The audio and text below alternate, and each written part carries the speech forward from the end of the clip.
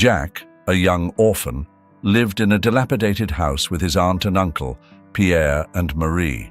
The house, always messy and dusty, reflected the oppressive atmosphere that dominated the home. Pierre and Marie were cruel and heartless, always finding reasons to scold and humiliate Jack. Every morning, Jack woke up before dawn to start with the housework. He moved the mop between the worn furniture with precise and meticulous movements, trying to avoid his uncle and aunt's criticism. Pierre, a middle-aged man with a prominent belly and a perpetually dissatisfied expression, watched Jack from a frayed armchair. "You're not doing anything right, boy. You can't even clean properly," he exclaimed irritably. Marie, as severe as her husband, did not miss the opportunity to join in on the humiliation. She would get up from the table where she pretended to be busy with needlework and approach Jack, inspecting his work. "Look, Pierre, the floor is still sticky. What a surprise!" she would say sarcastically. Jack, accustomed to swallowing harsh words as if they were his daily bread, lowered his head, concentrating on his task to hide the tears that threatened to well up. He remembered his parents, Luck and Sophie, with a mixture of love and sadness, desperately wanting to return to those happy days. When he was a child, Jack lived in a small town in France where his parents ran a flower shop. The shop was always filled with colors and sweet aromas, a reflection of Luck and Sophie's love and warmth. Jack remembered running between the shelves full of flowers, laughing and trying to catch the butterflies that flew in through the open window. Luck, his father, used to stop his work to kneel beside him. "Jack, every flower we plant is a piece of love that we leave in the world," he would say as he placed a butterfly in Jack's open hand.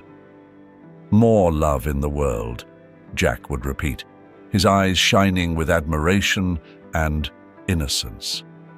These memories contrasted sharply with his current reality. Life with Pierre and Marie was a never-ending cycle of hard work and contempt. Jack cleaned, cooked, and performed all the housework, but never received a word of thanks. His only solace was the stolen moments of solitude, where he allowed the memories of his parents to fill his heart. One afternoon, while dusting an old shelf, Jack found a dusty photo album. He sat on the floor and carefully opened it, his fingers tracing the images of happier times. In one of the photos, his parents were smiling in front of the flower shop, beaming with love and pride. Jack whispered to himself, "Dad, Mum, I wish you were here. You always believed in me, that I could be someone special." The sound of Pierre's heavy footsteps interrupted his thoughts. "What are you doing there, wasting time?" he roared, snatching the album from Jack's hands. "Get up and keep working.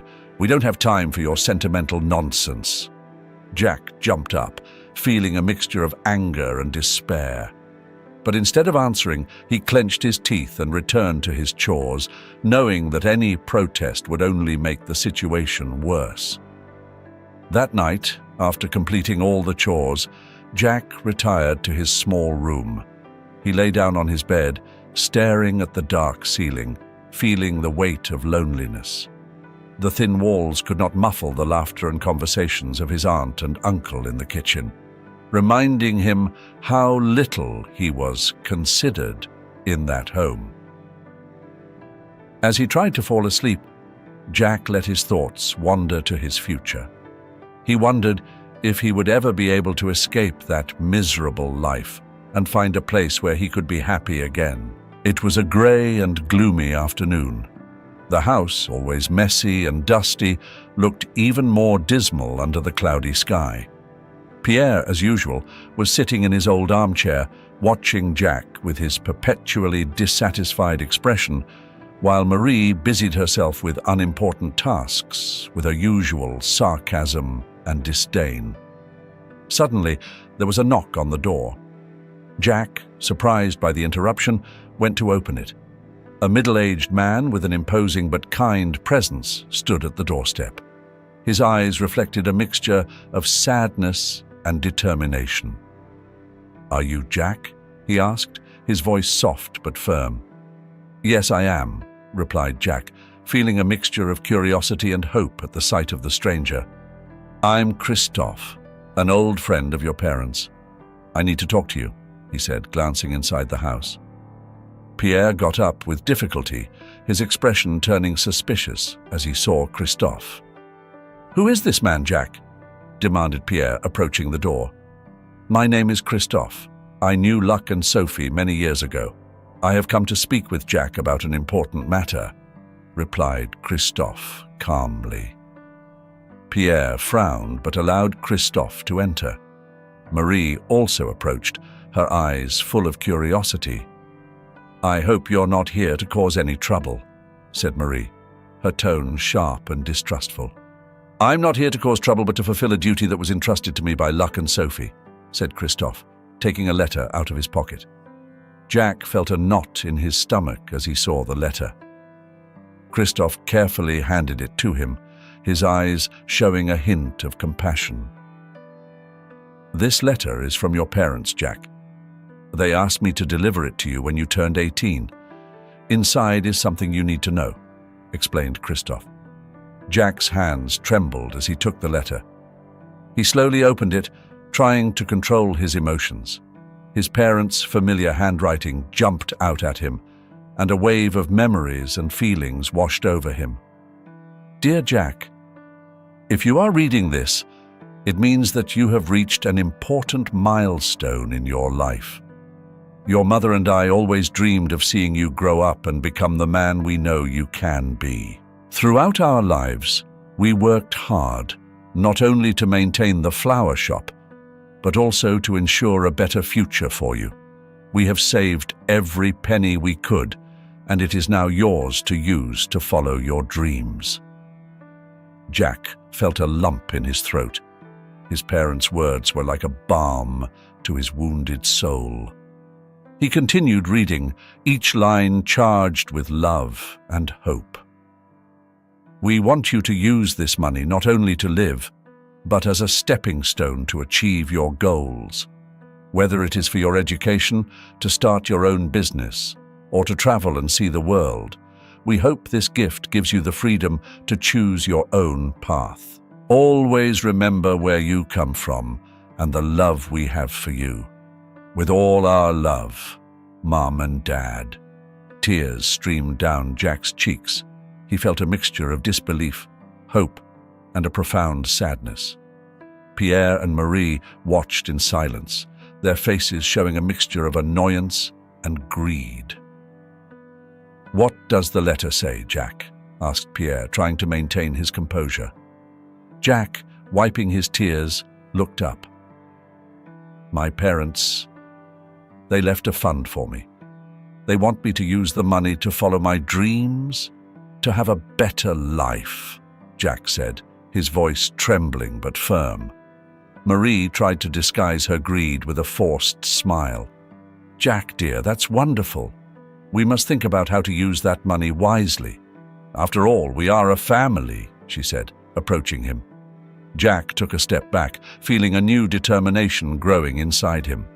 "My parents left this for me, and I plan to use it to get out of here and build a better life, away from this house and from you," he said, his voice gaining strength. Pierre approached, his face flushed with fury. "You think you can just leave? You owe us everything," he yelled, trying to intimidate him. Christophe intervened, placing a protective hand on Jack's shoulder. "Jack has the right to decide his own future, and I'm here to make sure he can do it without interference," he said firmly. Jack looked at Christophe with gratitude.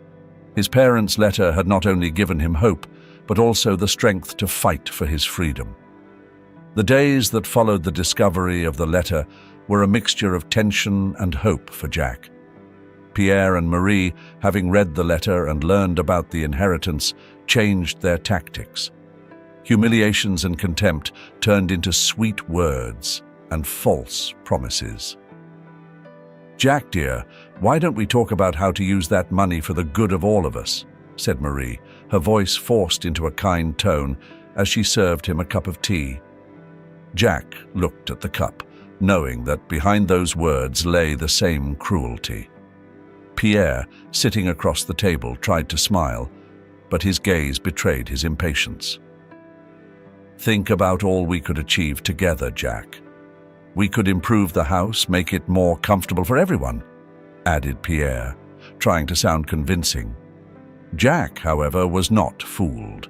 He knew that any attempt to share the inheritance would only serve to keep him trapped under their control. He decided to stand his ground, but his measured responses soon caused Pierre and Marie to lose patience. "You think you can keep all the money and not share it with those who have taken care of you all these years?" said Pierre, his voice rising. Jack looked up, finding the courage to respond. "That money is for my future. My parents wanted me to use it to follow my dreams, not to keep this dilapidated house standing," he said firmly. Pierre's patience ran out. He rose abruptly from his chair and approached Jack with clenched fists. "Ungrateful!" he shouted, slamming his fist on the table in fury. "You owe us everything.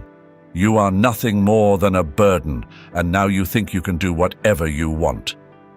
Marie, who had been trying to maintain a kind facade, joined the confrontation. "Jack, don't be silly. You know that without us you would be nothing. You can't just leave and leave us," she said, her tone becoming more aggressive. Jack felt a mixture of fear and determination. He knew he could no longer live under the control of his aunt and uncle.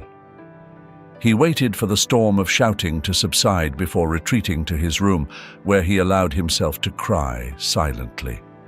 But in those moments of solitude, he also found the strength to act. He decided to contact Christophe, knowing he needed help to escape.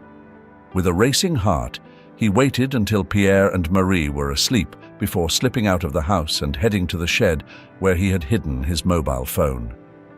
"Christophe, I need your help." "I can't stay here any longer," Jack whispered into the phone, trying to hold back tears. Christophe, on the other end of the line, responded with calm and determination. "Jack, I'm here for you.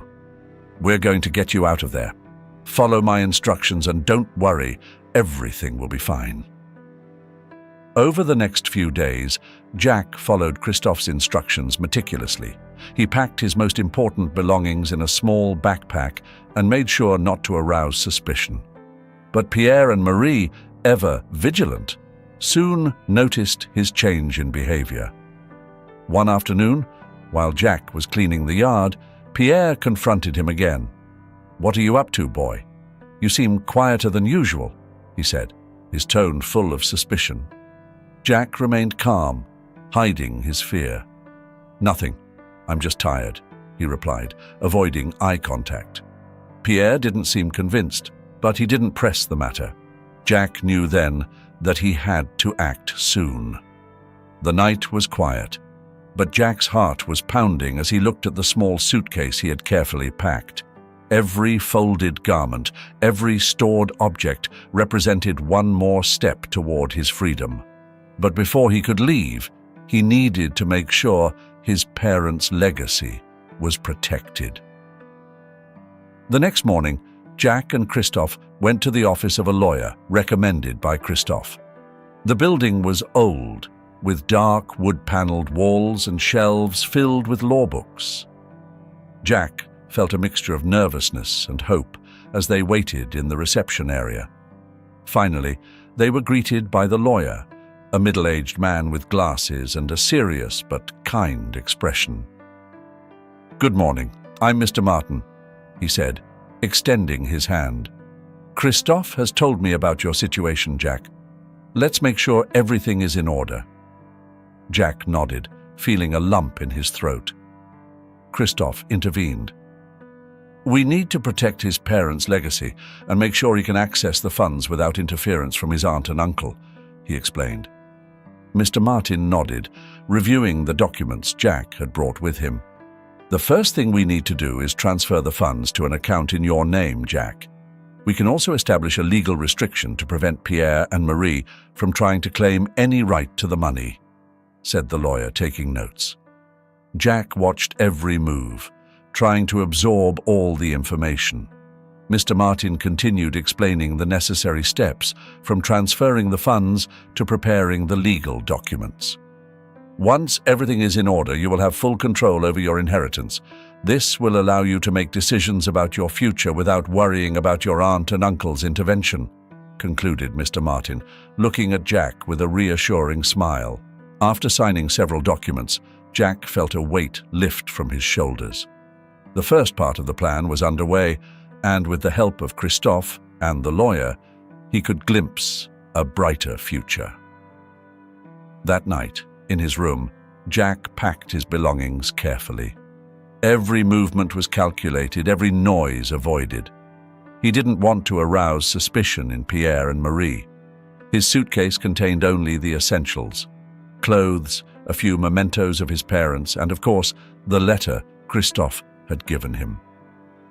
As he packed his things, Jack experienced a mixture of fear and excitement, the fear of being discovered and the excitement of what awaited him outside those oppressive walls. He paused for a moment, looking around the room that had been his prison for so long. He took a deep breath and closed the suitcase.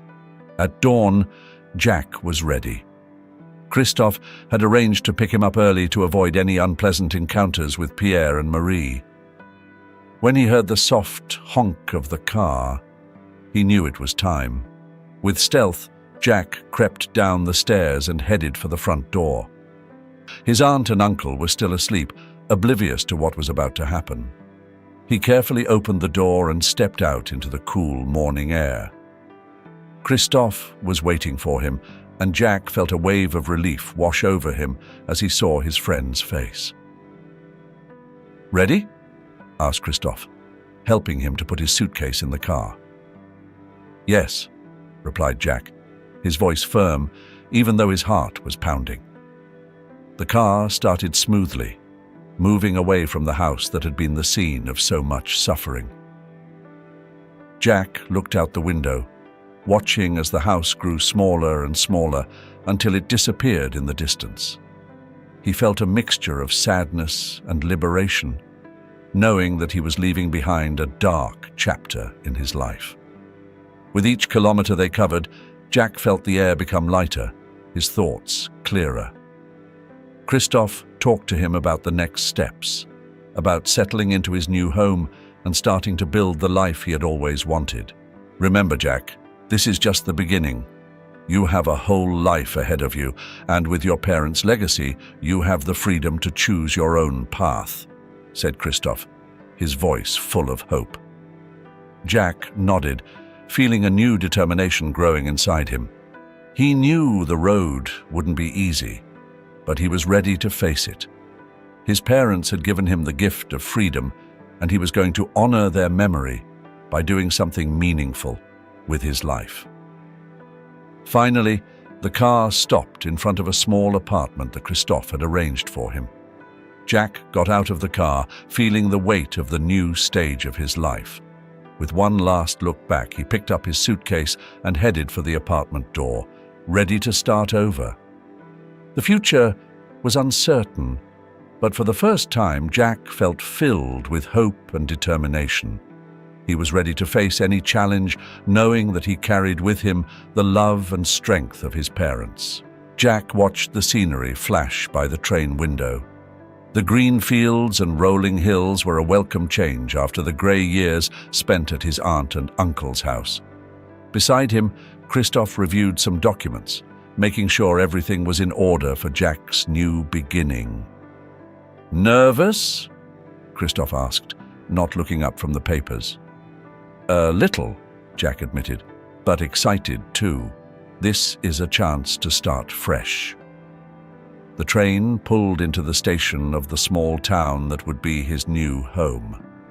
With Christophe's help, Jack found a modest apartment in the town centre, not far from the main square. The building was old but well maintained, with a wooden staircase that creaked underfoot. "This place has character," Jack commented, looking around the small apartment. "And it's affordable, which is important right now," Christoph replied, smiling. Once settled in, Jack enrolled in horticulture and business management courses at a local college. He wanted to honor his parents' legacy, and he knew he needed the right skills to do so. The classes were demanding, and Jack spent hours studying, determined to absorb as much knowledge as possible. The first few weeks were a whirlwind of activity. In addition to classes, Jack started planning his life project, opening a flower shop in honor of his parents. He chose the name Lucket Sophie as a tribute to them. He found a small storefront near his apartment that seemed perfect for his shop. "It's going to be a lot of work, but I can see it," Jack told Christoph as they inspected the space. "With your dedication, I know you'll make it happen," Christoph replied, encouraging him. Jack began working on the space, cleaning, painting, and setting up the space to become the flower shop of his dreams. Each day, despite the exhaustion, he felt a renewed energy as he saw the progress. Every plant, every flower he put in place reminded him of his parents' love and dedication. However, not everything was easy. Jack faced several challenges. Funds were tight, and there were times when he doubted his own abilities. There were nights when he lay awake, worried about whether he had made the right decision. "It's normal to have doubts," Christoph told him one afternoon as they worked together on the storefront. "But remember, you're not alone. I'm here to help you, and you have your parents' legacy to guide you." Christoph's words gave Jack the boost he needed. He learned to manage his budget more effectively, seeking creative solutions to maximize every penny. The local community also began to take an interest in his project, and soon Jack received donations of plants and materials from neighbors who wanted to support his shop. "We are very excited about the opening of your flower shop," said a neighbor, handing him some plants. "This neighborhood needs something like this." Jack thanked her with a sincere smile, feeling his dream become more and more real. Little by little, Lucket Sophie took shape. The clean white walls contrasted with the vibrant colors of the flowers and plants that filled the space. There was a warmth in the atmosphere that reflected the love that Jack had put into every detail. Finally, opening day arrived. Jack was nervous, but seeing people enter the store with smiles and admiration, he felt a wave of pride and satisfaction. Christoph was there, smiling approvingly. "You did it, Jack," said Christoph, clapping him on the shoulder. "Your parents would be very proud." The shop came alive with customers browsing and buying flowers. Jack shared stories about his parents and the inspiration behind the shop, creating a special connection with each visitor. Lucket Sophie was not just a flower shop, but a meeting place, a corner of beauty and hope in the heart of the town. As each day passed, Jack felt not only his business, but also himself grow. The sun was just beginning to peek over the horizon when Jack opened the doors of Lucket Sophie for the first time. The fresh morning air mingled with the delicate scent of flowers, creating a welcoming atmosphere that Jack hoped to share with the community. He had worked tirelessly to get to this moment, and now, as he switched on the lights of the shop, he couldn't help but feel both nervous and excited. The first to arrive were some curious neighbors. Mrs. Dubois, an elderly woman who lived on the same street, was the first to cross the threshold. Her eyes lit up as she saw the variety of flowers carefully arranged on the counter. "Good morning, Jack." "The shop looks beautiful," she said, smiling warmly. "Thank you, Mrs. Dubois." "I'm so glad you came," replied Jack, returning her smile. Little by little, more people began to arrive. News of the opening had spread quickly, and soon the shop was filled with customers, friends, and curious onlookers. Christoph was there, watching with pride the success of the young man he had supported from the beginning. "Jack, this is wonderful. You've done an amazing job," said Christophe, coming over to congratulate him. "I couldn't have done it without your help," Jack replied gratefully. The hours flew by, and Jack was constantly busy serving customers, answering questions and sharing stories about his parents. He told them how Luck and Sophie had started with a similar small flower shop and how they had worked together to create a business that not only sold flowers, but also cultivated hope and joy in the community. "My parents always said that every flower they planted was a little piece of love they left in the world," Jack told a group of customers who listened intently.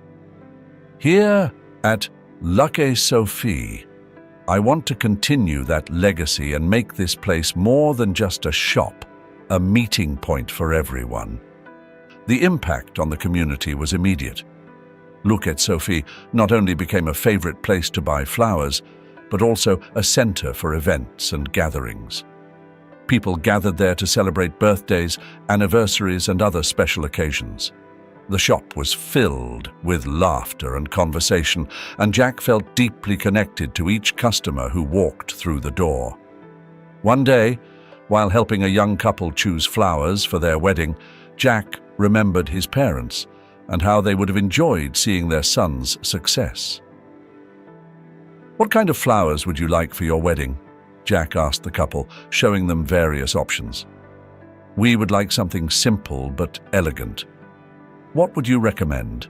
replied the bride with a smile. Jack thought for a moment and then chose a bouquet of lilies and white roses. "I think these would be perfect. They represent purity and love. A beautiful beginning to your life together," he said, handing them the bouquet. The couple looked at each other and nodded gratefully. "It's perfect, Jack. Thank you for your help," they said, smiling. Every interaction, every smile, and every shared moment in the flower shop reinforced in Jack the feeling that he was doing the right thing. He felt that through his work, he was keeping alive the memory of his parents and their love for flowers and the community. Over time, Jack gained confidence and felt more secure in his role as owner of Luck et Sophie. The shop thrived, and each day brought new challenges and joys. One afternoon, while closing up shop, Jack stopped for a moment to look around. The flowers were perfectly arranged, and the warm and welcoming atmosphere reflected the spirit of his parents. He felt filled with gratitude and pride for what he had accomplished. "This is just the beginning," he said to himself, smiling. The flower shop was not just a successful business. It was a symbol of hope and love, a place where the community gathered to celebrate life and share special moments. And for Jack, that meant everything. The sun streamed through the courtroom windows, creating a contrast with the tense atmosphere that filled the room. Jack, sitting next to his lawyer, took a deep breath to calm his nerves. Across from him, Pierre and Marie glared back with resentment and determination. They had lost their control over him and were not about to let the inheritance go without a fight. The judge entered, and everyone rose to their feet. With a bang of his gavel, the trial commenced. Pierre and Marie's lawyer was the first to speak, presenting his argument that as Jack's legal guardians, they were entitled to a share of the inheritance. "My clients have cared for Jack for years. They have incurred considerable expenses for his support and education. It is only fair that they receive adequate compensation," he said, his voice resonating in the room. Jack felt a knot in his stomach. He knew it was his turn to speak. His lawyer gave him an encouraging nod, and Jack stood to address the court. "Your Honor, ladies and gentlemen of the jury," Jack began, his voice trembling slightly, "I want to tell you my story." He looked at Pierre and Marie, remembering all the moments of abuse and neglect he had endured. He took a breath and continued. When my parents passed away, I was left alone. Pierre and Marie took me into their home, but they never treated me like a member of the family. From day one, they made me feel like a burden. They gave me the heaviest chores, they constantly humiliated me, and they never showed me any affection or care. Jack recounted in detail the daily humiliations, the thankless toil, and the cruel words directed at him. He spoke of the nights he cried himself to sleep, wishing his parents were alive to rescue him from the nightmare. My parents left that inheritance to secure a better future for me, so that I could fulfill my dreams. Pierre and Marie just want the money. They don't care about my well-being, concluded Jack, his eyes shining with unshed tears. The judge watched Jack intently, and the jurors exchanged looks of compassion. The truth of his words and the sincerity of his emotions were palpable. Jack's lawyer then presented evidence corroborating Jack's testimony: medical records of unexplained injuries, testimonies from neighbors who had witnessed Pierre and Marie's cruel treatment, and the letter from his parents specifically stating that the inheritance was solely for Jack. Pierre and Marie tried to defend themselves, arguing that they had done their best to care for Jack. But their words rang hollow and calculated. The facade of concern they tried to present convinced no one. After hours of testimony and arguments, the judge called for a recess to deliberate. Jack stepped out into the hallway, his heart still pounding. Christophe approached and put a hand on his shoulder. "You were very brave, Jack. No matter what happens, I'm proud of you," said Christophe, with a supportive smile. When the judge and jury returned, the room fell silent with anticipation. The judge cleared his throat and began to speak. After reviewing all the evidence and hearing the testimonies, the court has reached a decision, he announced. Jack is the rightful heir to his parents' inheritance. Pierre and Marie are not entitled to any part of those funds. Jack felt a wave of relief and gratitude, but the judge was not finished. Furthermore, he continued, Pierre and Marie will be sentenced to perform community service at a local orphanage.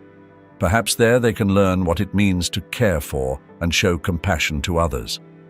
The sentence was met with murmurs of approval in the courtroom. Jack looked at his aunt and uncle one last time. Pierre was pale with anger, while Marie had an expression of disbelief and defeat. Jack rose and approached his lawyer and Christophe, who congratulated him warmly. He had won not only the inheritance, but also his freedom and the justice he so richly deserved. "Let's go home, Jack," said Christophe. "You have a bright future ahead of you." As they left the courthouse, Jack felt the weight of the years of abuse and suffering lift from his shoulders. He had faced his fears, he had spoken his truth, and in doing so, he had found the strength to start over. The fresh air outside welcomed him to a new life, full of possibility and hope. Jack smiled, knowing that although the road had been hard, he was now free to live the life his parents had always wanted for him. Pierre and Marie arrived at the orphanage with expressions of resentment and disdain. The days in court had been a humiliation for them, and now they were forced to perform community service. The director of the orphanage, a man with a stern face but kind eyes, greeted them and explained their responsibilities. "Here, every child deserves attention and care," said the director. "I hope that, in time, you will understand the importance of this work." Pierre snorted, showing his displeasure, while Marie looked around coldly. They were assigned simple tasks at first: cleaning, organizing toys, and helping in the kitchen.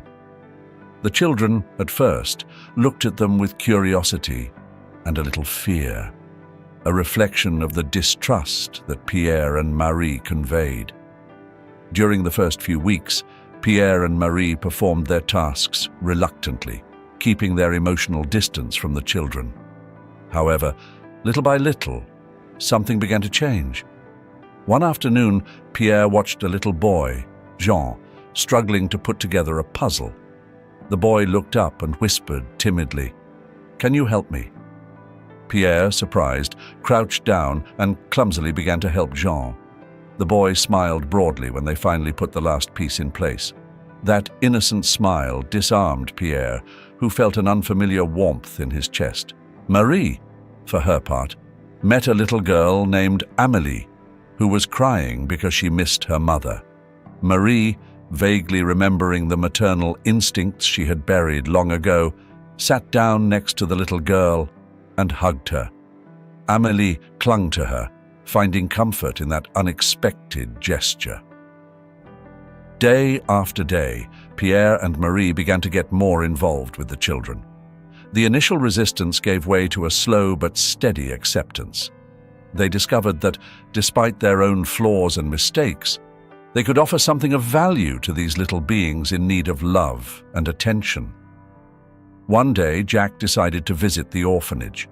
He wanted to see with his own eyes if Pierre and Marie had really changed.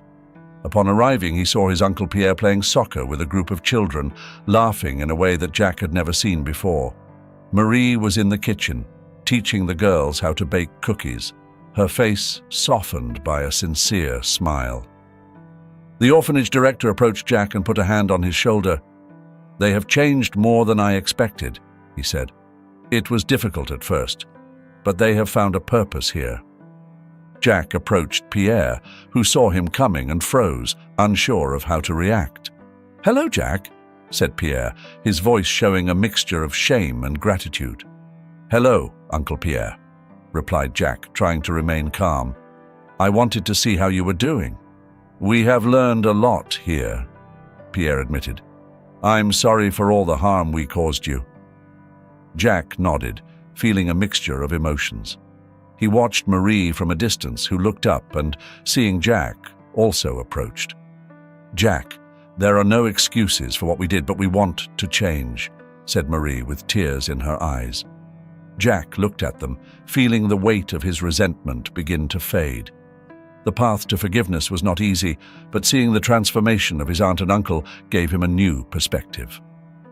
"Everyone deserves a second chance," Jack said finally.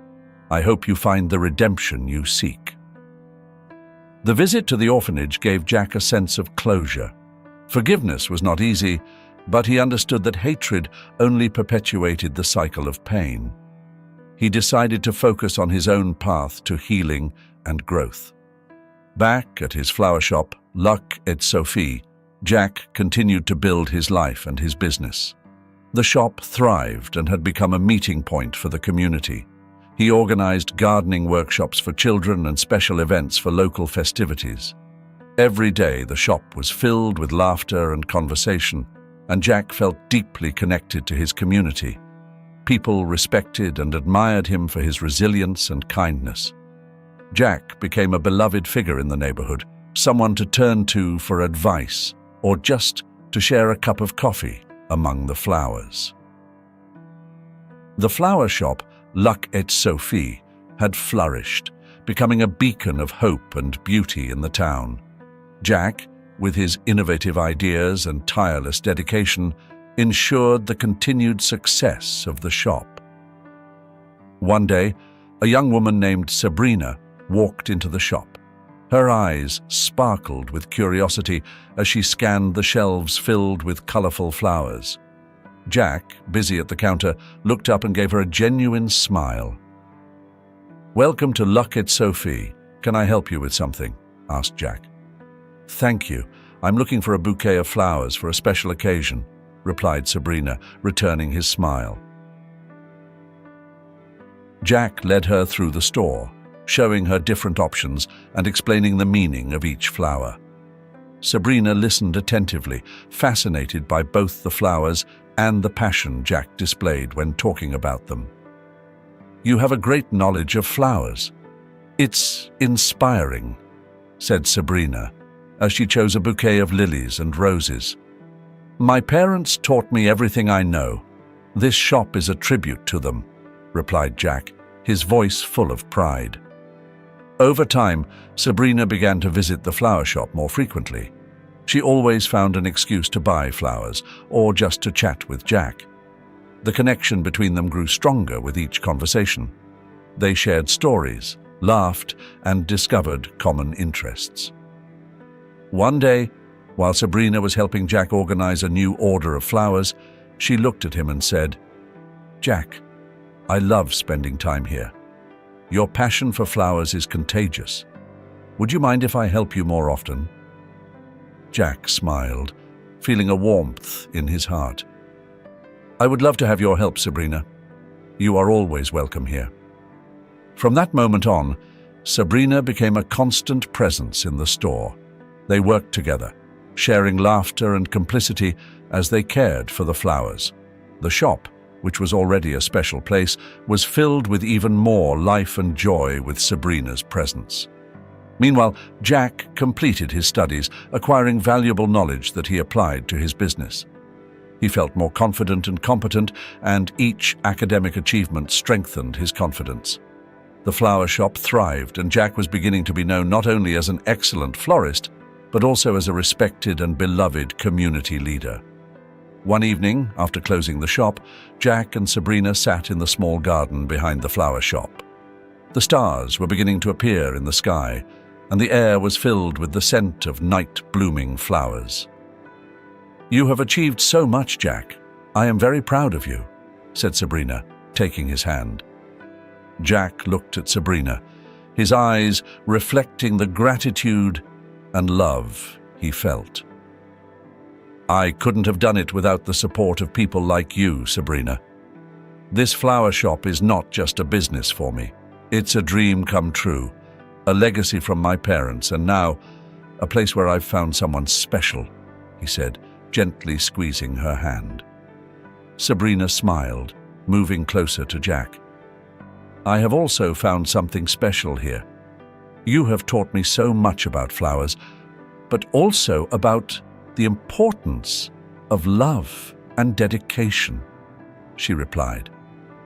Jack reflected on his journey. From the dark days under his aunt and uncle's control to the trial and redemption, every experience had shaped him. He had learned to forgive, to move on, and to create something beautiful out of adversity. The flower shop, Luck et Sophie, continued to thrive, becoming a symbol of resilience and hope in the community. Jack's innovative ideas, such as gardening workshops and community events, kept the shop at the heart of local life. Jack stood up, gently pulling Sabrina's hand. "Let's take a walk. There's something I want to show you," he said. They walked through the garden until they reached a small area that Jack had been secretly preparing. It was a corner of the garden filled with his parents' favorite flowers, a place Jack had created in their memory. "This is my personal tribute to my parents. This is where I come when I need to remember why I do what I do," said Jack, looking at the flowers tenderly. Sabrina came closer and hugged him, feeling the depth of his love and respect for his parents. "It's beautiful, Jack. I'm sure they would be very proud of you," she said softly. Jack smiled, feeling an inner peace. He knew the future was full of opportunity and promise. With Sabrina by his side, he was ready to face any challenge and carry on the legacy of love and kindness his parents had left him. The night wore on, and as they walked back to the flower shop, Jack felt filled with hope and determination. The road hadn't always been easy, but every step had led him to this moment of happiness and fulfillment. Hello, everyone. Thank you for joining us on this emotional journey through Jack's life. It has been a journey full of challenges, hope, and above all, redemption. We hope this story has resonated with you as much as it has with us. If you liked this video, don't forget to give it a thumbs up and subscribe to our channel for more inspiring stories. Turn on notification bell so you don't miss any of our upcoming posts. We'd love to hear your thoughts on Jack's story. What part moved you the most? Have you had a similar experience of overcoming and personal growth? Leave us your comments below. We will be reading and responding to all of them. And remember, just like Jack, we all have the power to transform our lives and find beauty even in the most difficult of times. Until next time, keep dreaming big. See you soon.